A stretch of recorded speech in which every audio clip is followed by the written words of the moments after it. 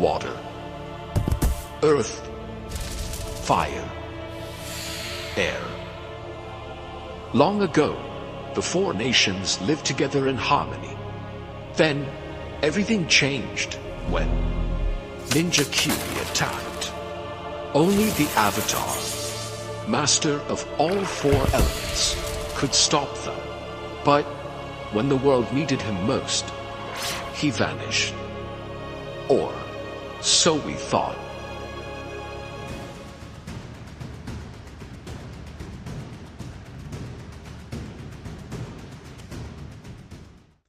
Welcome back, guys. Raxor here today, and we're going to explore a little bit of heroes. I have talked about them a bit here and there, and I feel like generally most of the population knows who is good for free play or not. However, it always still astounds me how big this game is, because no matter how many videos I post, we'll always get asked the same questions every single time. So, like a person who's pregnant or a mailman on his route, I will deliver you the facts. I don't think this has been talked about yet for free play in co-op. So today is going to be a bit more of a hypothetical. In fact, I want you to comment as well. Let me know in the comments, Selfless Pug partially to help me boost algorithm, please. But also, we can discuss and see what might be the most optimal combination for co-op free play. Because, as I'm sure you're aware, that will be one of our next large goals. With that being said, let's hop on in now, shall we? So let's start with the obvious. There are a ton of heroes in this game. At the time of the recording, we're even getting a new hero, Rosalia, who seems interesting enough, but not all heroes are made equal. Some simply outshine the rest, and let me explain this in 3 categories. The first tier of heroes are all heroes that don't really do much for free play. They're nice in some other modes and more casual in nature, and these heroes include Quincy, Striker Jones, Churchill, Benjamin, Sada, Etienne, Corvus, and Rosalia. Now don't get me wrong, these heroes are strong in their own outright. So very quickly, let's go over each and every one. First, Quincy. Right. I mean, nothing gets past his bow. Am I right? Oh yeah. Striker Jones for Bomb is fun, but won't last super long because Bomb isn't super strong for late game.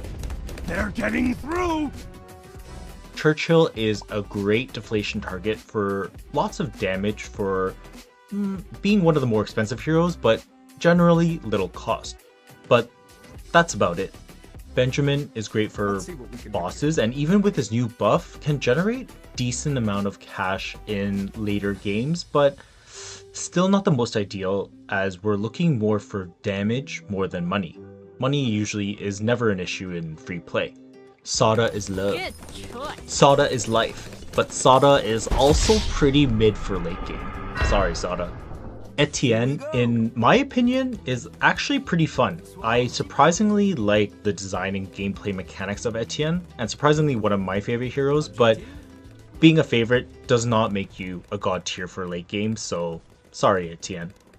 Corvus is great to solo most things, and if you enjoy a little bit of micro, by all means, go for it. But unless they give Corvus percent-based damage, then see you later. Rosalia is neat in that it technically has global range on a tower, and that's pretty unique. But global range doesn't equate to infinite damage, so even if your range is long, your damage is pretty weak. Again, for the 100th time, you can definitely make them work in your regular games, just not for free play. So let's go into some interesting heroes that might have a bit more controversy when we talk about them. And these are, in my opinion, tier 2 heroes, which I may start including depending on the strategy which we'll go for. So these heroes are Gwendolyn, Oben, Pat Fusty, and Sai. So you may notice something that's a little bit more common with these heroes, and these heroes provide some sort of buff that will be a little bit useful for late game. But let's start with Sai first, because Sai is the only one that doesn't give a buff. I think one thing that makes Sai slightly more useful than other heroes in the first tier is that Sai can one-shot anything that is a ZOMG or DDT and below, which isn't too important, to be honest, because by that time you usually have a BMA or a Navark or other things that'll just one-shot or stall. And technically, the one-shot is actually an ability as well. And you know what? Now that I think about it, sorry, I lied. Sai goes in tier 1. Never mind. Got shafted mid-tier ranking. Gwendolyn can provide Pierce. Heated up buff can be applied by 2 different attacks. Either Gwendolyn's level 4 heated up attack to nearby towers, or throughout her level 10 ability to every tower on the map. At level 4, it lasts for 8 seconds. It gives +1 Pierce and lead and frozen popping power. It increases to +1 damage and +1 more damage against leads at level 17. The lead and frozen popping power is pretty negligible, so that doesn't really matter. So Gwen is actually great for towers that need a little bit more Pierce and a little bit more damage. In this instance, it would be beneficial for ninja spam.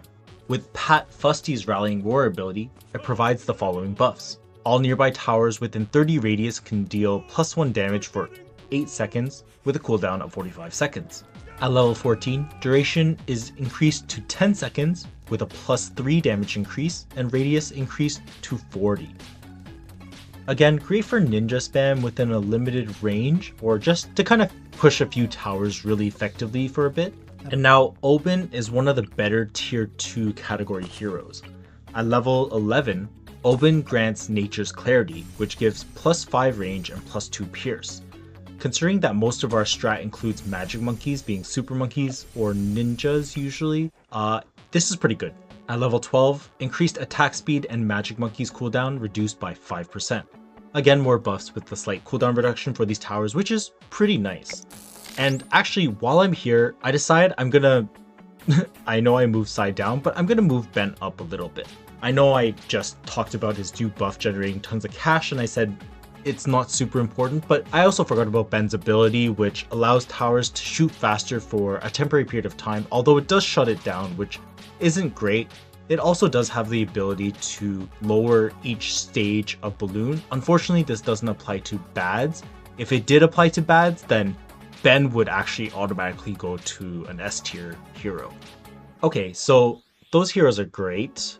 I mean, they give some sort of buffs, which seem pretty useful. Why don't we see these heroes in late game free play?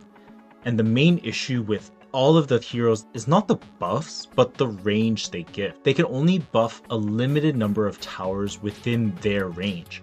Even if these buffs were god tier, they still don't pale in comparison to the core elements of free play.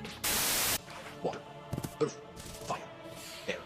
Man, sorry, I'm just gonna keep using this Avatar reference. I felt like a genius when I created this, but now I'm just overdoing it. But let's start with Brickle. So Brickle is interestingly contested as one of the strongest free play heroes, and the main reason why is that it provides 2x attack speed for water type towers, considering the fact that VTSG and temples are quote-unquote considered water type towers, like both and subs. Additionally, VTSG and Sun Temples gain an additional 18% buff with Carrier Flagship. This isn't tied to Brickle, but it's just nice because you're already going to be playing with water, so having Brickle there is just extra gravy. And these are additive, not multiplicative, so that it's not insanely busted, but it's easy to see that with a total of 118% more attack speed. Yeah, Temples will be shooting very quickly. Not only that, but this buff is global. It affects all water type towers, so you don't really need to have them within range, and if you really wanted, you can just throw Brickle in the corner and have this run wonders for you. The only major flaw with Brickle is that Brickle, even with Energizer, is, I believe, just shy of 100% uptime. Geraldo here is also a wonderful pick. Geraldo provides a lot of buffs just with utility in his shop, most notably Paragon of Power to boost Paragons to degree 100 that we're all looking for. And now the first notable queen of late game, and for good reason of course, Adora.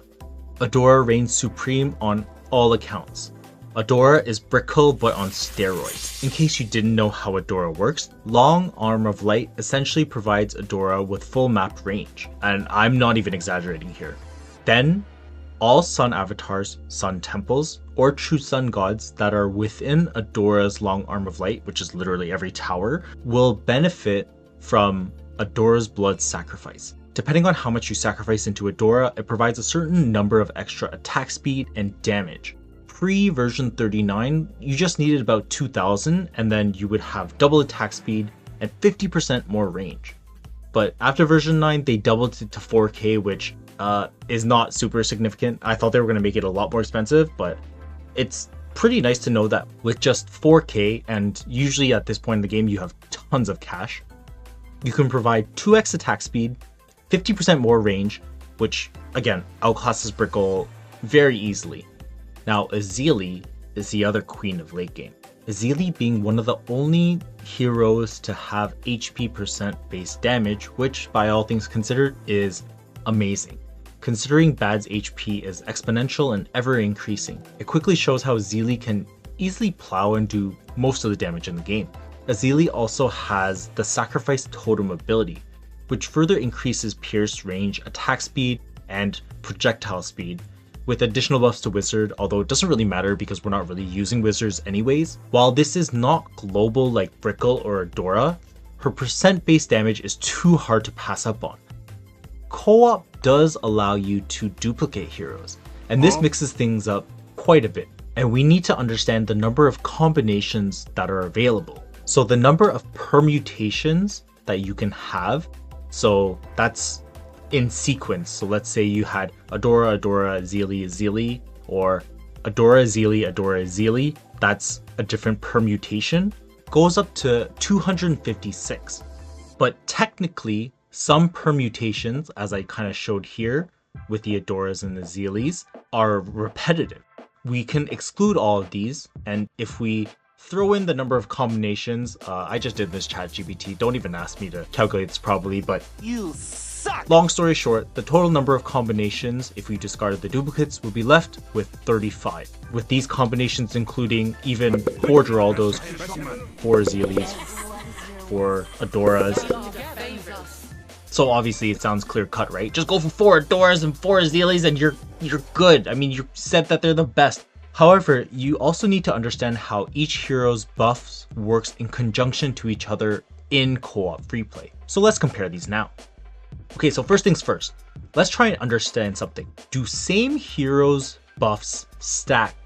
So for example, if you had 4 Adoras, does this mean it would be 8 times as much speed and a total of 200% more range? The short answer is no. The long answer is also no. I don't know what you're expecting. All buffs can only be applied once. So the same thing applies for Brickle. Can only be applied once, although it's nice to have 2 Brickles because then now you can essentially have 100% uptime. Now let's talk about Geraldo here first. Normally I would say yes, degree 100 Paragons are amazing, but also not essential for late game, which is why we go for degree 91s. The difference in power from 91 to 100 is a little bit, but honestly will only probably allow you to go a few more rounds, if any at all. Geraldo is used to provide Paragon totems, which allow you to get the difference from 91 to 100. But one thing you remember in co-op is that you're allowed to have multiple tier 5s. With this, Geraldo is worthless because you can simply have multiple tier 5s which replace Paragon totems. That's why Apex naturally has a degree of 92 because you have 2 crossbow masters. So if you suddenly get all 12 tier 5s, that's an extra 9 tier 5 towers, which will make up the last 9 degrees. What is that? Okay, so if we actually don't need Geraldo then, and we can take Geraldo out of the equation, that actually makes things much easier. We can simply throw this back in, and suddenly with 3 heroes in 4 slots, we have a total of 15 combinations instead of 24. It narrows it down quite a bit. So now out of the 15 possible combinations, as I mentioned, we obviously know that stacking double Adora or double Brickle is pretty useless and also pretty repetitive in this instance. Stacking multiple Azilis is good though. You can have multiple Hex abilities running at the same time, which makes this strat extremely valuable. However, the small problem here is that when you buy and resell Azili, Azili instantaneously gets her level 20 Hex ability. So with that in mind, you can have 1 or 2 other Azilis just constantly doing their thing while you buy and resell one over time. But now the question is, do you go for 3 Azelis and a Dora? Or do you go for 2 Azelis, 1 Adora, and 1 Brickle? 2 Azelis, Brickle, and Adora would be madness because the temples would have so much extra attack speed. They'll have 218% with 50% range, and holy crap, these temples will be attacking so fast with so much damage, you can probably hold us off for an extreme amount of time. Honestly, the damage output would be quite substantial. Or do you go for 3 Azelis and Adora instead? I mean, 3 Azelis I feel like would maybe be a bit more ideal. I don't know, to be very honest. And that's actually why I want you to comment and advise maybe what you think is best, because in late free play, fortified bads are the main issue. And to be clear, out of all the methods, buying and reselling will probably be the strongest. Or who knows, maybe I'm just completely wrong here, and maybe, you know what, I feel like I did your favorite hero unjustly, and maybe Quincy should be in there instead of 2 extra Azelis. I don't know. Nothing gets past my bow. I will just leave this here for you to discuss in the comments. Let me know what you think. In fact, maybe there's another strat that I'm completely neglecting that I might just be completely wrong about. I hope you thought this was as interesting to think about as I did. As you can clearly see, we're eventually going to do a co-op late game run, which is going to be nightmarish hell for me, but interesting for you to see. So I'm interested to see how things will pan out. I hope you all enjoyed this video. As always, don't forget to like, subscribe, and as always, I will see you all in the next video.